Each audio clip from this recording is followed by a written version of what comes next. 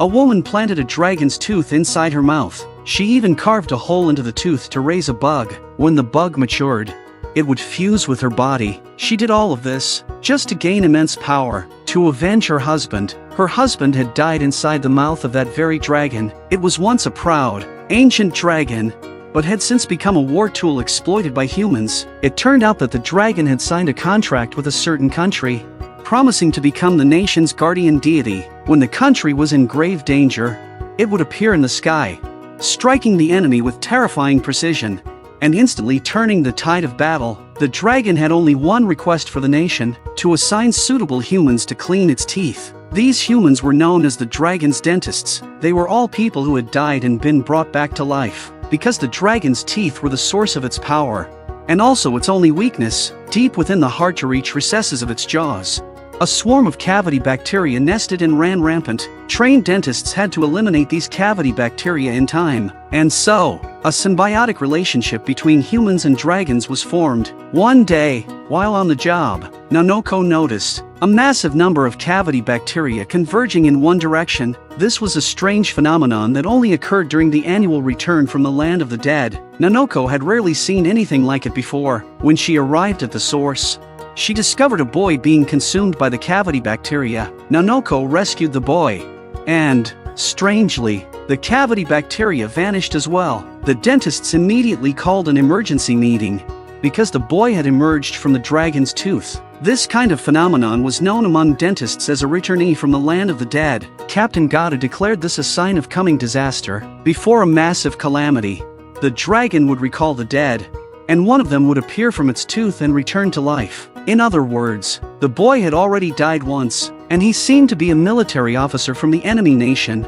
As the group debated how to deal with the boy, he suddenly regained consciousness. He tried to threaten them with a gun, but Nanoko quickly subdued and tied him up. Soon after, the military arrived, demanding the prisoner be handed over for intelligence extraction, but Gata knew full well that no one ever survived once they fell into military hands. So Gata used the fact that the boy had revived in the dragon's tooth as justification to keep him under their custody. Gata assigned Nanoko to be his mentor and teach him how to clean the dragon's teeth. But Barunaru had lost all hope of living. He had lost his parents to war as a child, and after joining the military, was betrayed by his closest friend and died on the battlefield. Though now brought back to life, he had become a prisoner of the enemy. Shabana, standing nearby, told him that now that he was alive again, he had to make a choice: either fight until death, or eat a rice ball and face tomorrow. That, she said, was the true resolve of a soldier. Shabana's words reignited Barunaru's spirit. He began devouring the rice balls,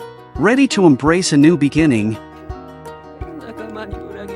However, on his very first day at work, everything went wrong. Though a trained soldier, he was terrified of small bugs, and ended up being chased around by the cavity bacteria. Eventually, he was rescued by a team of dentists. The dentists worked in perfect coordination, swiftly eliminating the cavity bacteria, while Barunaru sat alone in a corner, dazed. The other dentists called him over to help clean up debris. Deep within the dragon's tartar, Barunaru discovered clothing from his own country. Nanoko told him that strange items with unknown origins appeared here every day, but no one knew where the dragon brought them from. Nanoko also showed him the plaque bugs living on the dragon's teeth. These creatures were even harder to remove than barnacles on a whale's back, but when Nanoko touched them, she could hear beautiful sounds. With Nanoko's guidance, Barunaru tried touching them too, but as he listened, tears streamed down his face, because the sounds he heard were the voices of the dead calling out. He was convinced that there was a mysterious link between the dragon's teeth and the land of the dead. For some reason, he suddenly thought of his parents. Perhaps, in his heart, their longing too was hidden inside the dragon's teeth. When Nanoko saw the loneliness in Barunaru's eyes, she couldn't help but fall into her own memories. Nanoko was also born from within the dragon's tooth. From the moment she came into this world, she was destined to become a dragon's dentist. But to become a true dentist, one had to undergo a trial. When they entered the trial grounds, the participants would see the scene, location, and cause of their own death.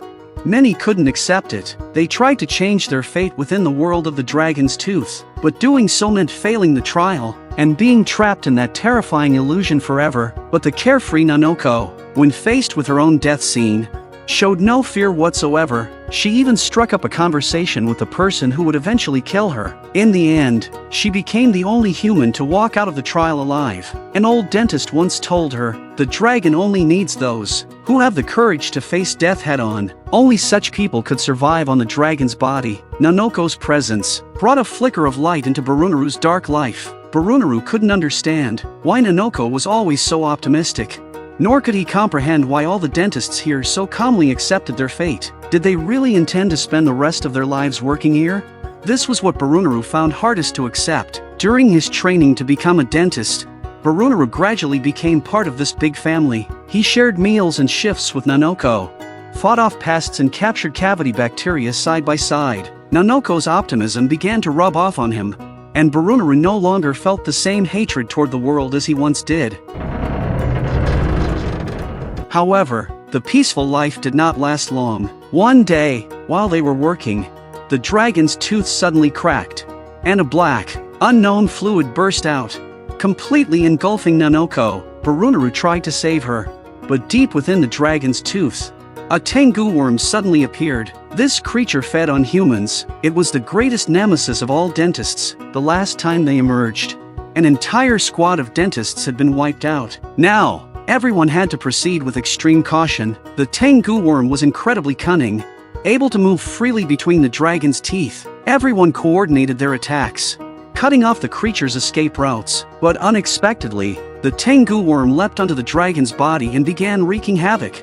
Rushing toward the battleship mounted on the dragon's back, the army's firearms were useless against it. Only the dentist's dragon-powered weapons could kill it. They formed a barrier, constantly shrinking the Tangu worm's area of movement, while emergency crews responded at the source of the black fluid. However, Shabana, who had succeeded in killing a Tangu worm last time, failed this time, and the barrier was torn open by the creature. The Tangu worm broke free and charged straight at Nanoko. At the critical moment, their teammate Yuta hurled his weapon to save her, but became the next target himself. In that instant, time seemed to freeze. Yuta had once seen the scene of his death during the trial, and now that scene had come true. The only thing he could do was crush the poison capsule in his hand to give his teammates a shot at victory. The Tangu worm, poisoned, began to slow, and with the team's combined assault, it was finally slain. But the price of that victory was Yuta's life. Yet death was a normal part of life for dentists. Even in the face of a teammate's death,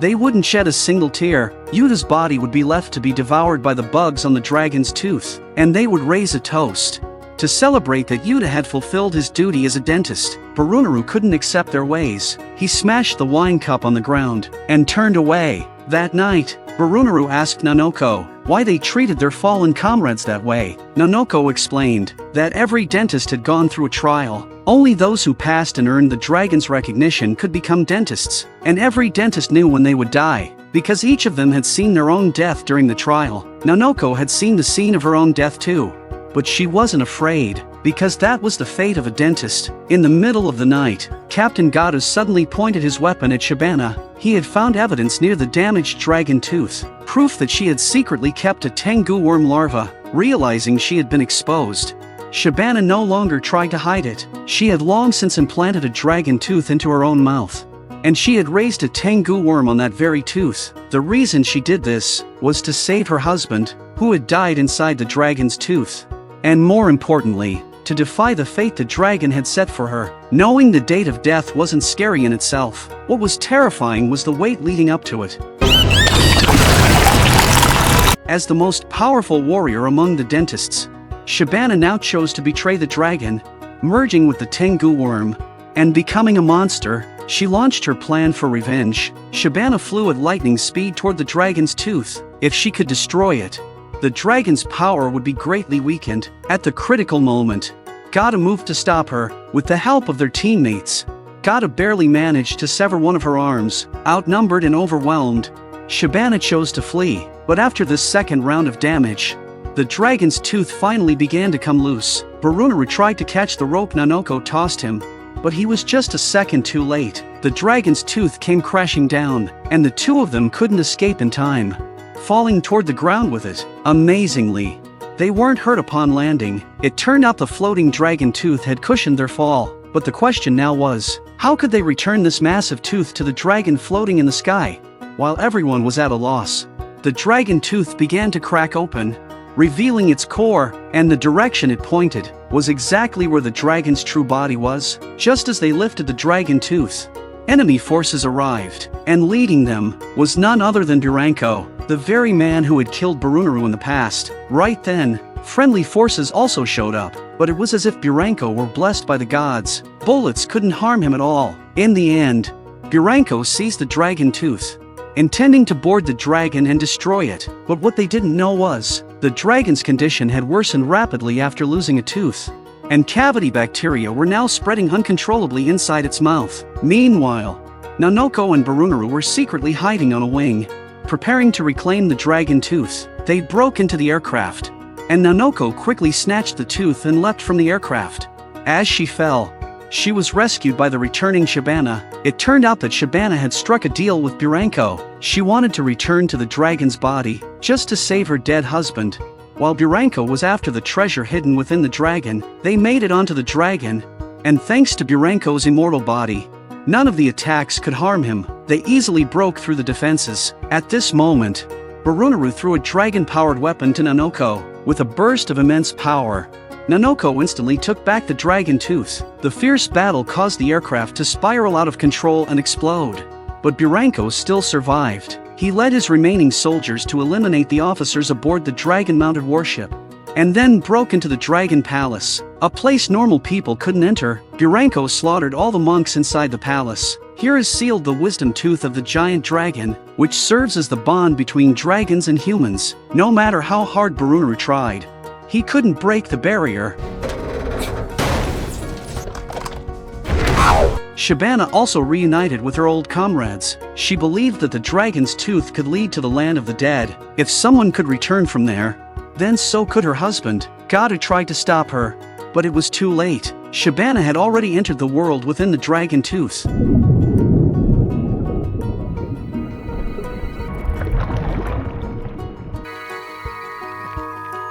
There, she relived the days spent with her beloved. At the moment of a group photo, she broke down in tears. She rushed to kiss her husband, but when she came to her senses, she realized it had all been an illusion. Only then did she understand the dead could never truly return. Her husband's face twisted and lunged out of the picture, transforming into a one-eyed monster. In the end, Shabana was swallowed by the abyss. At the same time, the dragon was in agony, tortured by the infection in its teeth. The cavity bacteria were expanding rapidly, growing larger and larger, until the dragon finally crashed down at the center of the battlefield between the two nations. The enemy soldiers cheered, for it was the first time they'd seen the dragon fall. According to legend, a great treasure was hidden within the dragon's palace. Whoever obtained it could rule the world. But right now, the cavity bacteria had erupted in full force. Countless red tendrils shot into the sky, turning the entire battlefield crimson. The death godlike cavity bacteria reaped lives without mercy. Any human with killing intent had their souls devoured,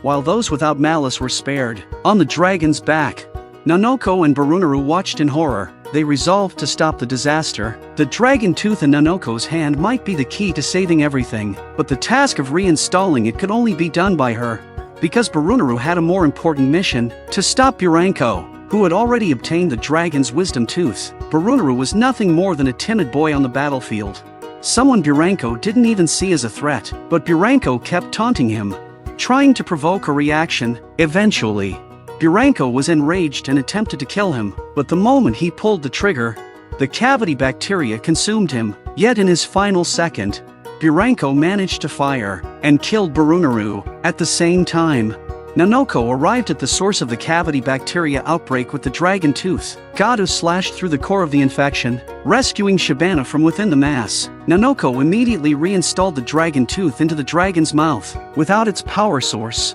the cavity bacteria disintegrated instantly. It was finally over, but their fallen comrades would never return. The reclaimed wisdom tooth was sealed away once more, and the dragon, reborn, soared into the sky again. This anime explores many profound themes: the reflection on war, the meaning of life and death, loyalty and betrayal, and the true essence of being alive. I admire Nanoko's optimistic view of life, And I respect Shabana's determination to defy fate, even turning herself into a monster for the chance to revive her husband. Since the world never truly abandoned you, perhaps it's worth trying to embrace it in return.